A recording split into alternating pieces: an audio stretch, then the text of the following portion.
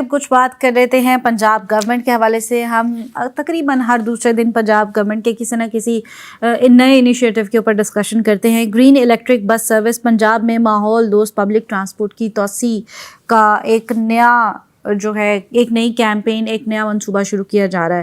اچھا، اس حوالے سے بات کرنے کے لیے ہمارے ساتھ مشتبہ بھی موجود ہیں اسٹوڈیوز میں، جرنلسٹ ہیں. مشتبہ، بہت شکریہ ہمیں جوائن کرنے کے لیے. اچھا مشتبہ، مریم نواز جب سے وہ گورنمنٹ میں آئی ہیں، I have seen she is doing commendable work. وہ بہت اچھی چیزیں لے کر آ رہی ہیں، بہت ساری اچھی کیمپینز، بہت سارے اچھے منصوبے وہ لے کر آ رہی ہیں. لیکن یہ جو اسپیسیفک منصوبہ ہے، اگر ہم اس کی بات کریں تو آئی انڈرسٹینڈ کہ وہ کلین انرجی کے اوپر آنا چاہ رہی ہیں، وہ کوشش کر رہی ہیں کہ سستی محفوظ ماحول دوست سفری سہولیات دیں. لیکن یہ کتنا فیزیبل ہے ایک ایسے ملک کے لیے اور ایک ایسے صوبے کے لیے جس میں ابھی تک ہم لوڈ شیڈنگ کے اوپر اوورکم نہیں کر سکے، وہاں پر ہم الیکٹرک بسز پورے صوبے میں پھیلانے کی بات کر رہے ہیں. دیکھیں، جہاں تک تو منصوبوں کا سوال ہے، مریم نواز صاحبہ کے جو منصوبے ہیں وہ بے شک قابل تعریف ہیں.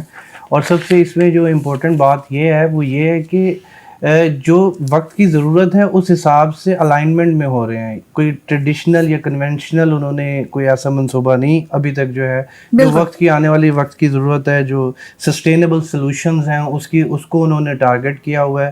تو آبویسلی پاکستان جیسی کنٹری میں جب بھی اس طرح کی ایک نئی انوویشن آتی ہے، اٹ فیسز چیلنجز. بالکل. تو پاکستان کے کیونکہ لنک ہوتا ہے کہ جب آپ کوئی انیشیٹو کر رہے ہوتے ہیں تو جیسے آپ نے پوائنٹ آؤٹ کیا کہ آلریڈی لوڈ شیڈنگ ہے، پیٹرول کی قلت ہے، اور جو یہ جنگ کے حالات ہیں اس کی وجہ سے کافی مسائل دیکھنے کو مل رہے ہیں.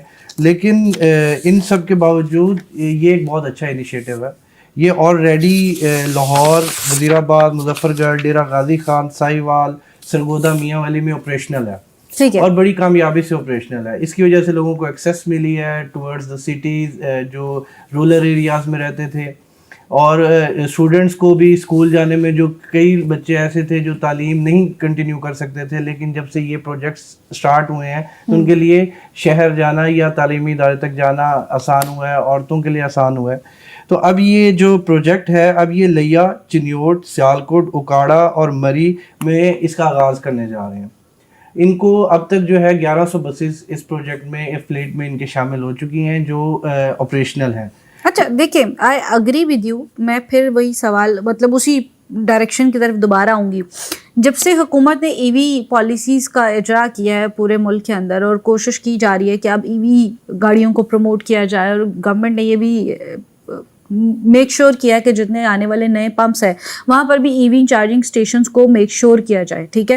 بٹ ابھی تک اگر آپ لاہور سے نکلتے ہیں اور بھیرا تک جاتے ہیں تو اگر بارش ہو رہی ہے راستے میں، اس طرح کا کوئی مسئلہ آ جاتا ہے تو you will not find those stations workable. آپ گاڑی چارج نہیں کر پا رہے. بہت سارے لوگوں نے ان ایشوز کو ہائی لائٹ کیا ہے. تو ایک ایسا ماحول جہاں پر اگر موسم تھوڑا سا خراب ہو گیا اور آپ کی گاڑیاں ریچارج نہیں ہو رہی تو آپ ایک شہر سے دوسرے شہر نہیں جا سکتے. وہاں پر ایک اتنا بڑا سرکاری منصوبہ کیسے فیزیبل ہوگا اور لانگ ٹرم کیسے چلے گا؟ دیکھیں، یہی تو پاکستان کا، دیکھیں آپٹکس کے لیے کچھ انیشیٹیوز لے لیے جاتے ہیں، لیکن اس کا امپلیمنٹیشن جو ہے وہ تھورلی یا تو ریڈ نہیں کیا جاتا، یا پھر ایک دفعہ پروجیکٹ سٹارٹ ہو جائے تو جی ہمیں ایک عادت بھی ہے کہ آہستہ آہستہ چیزیں جو ہے نا وہ لائن اپ ہوتی جائیں گی. جس چیز کی جس اسٹیج پہ ضرورت پڑی تو اس کو ہم شامل کرتے جائیں گے.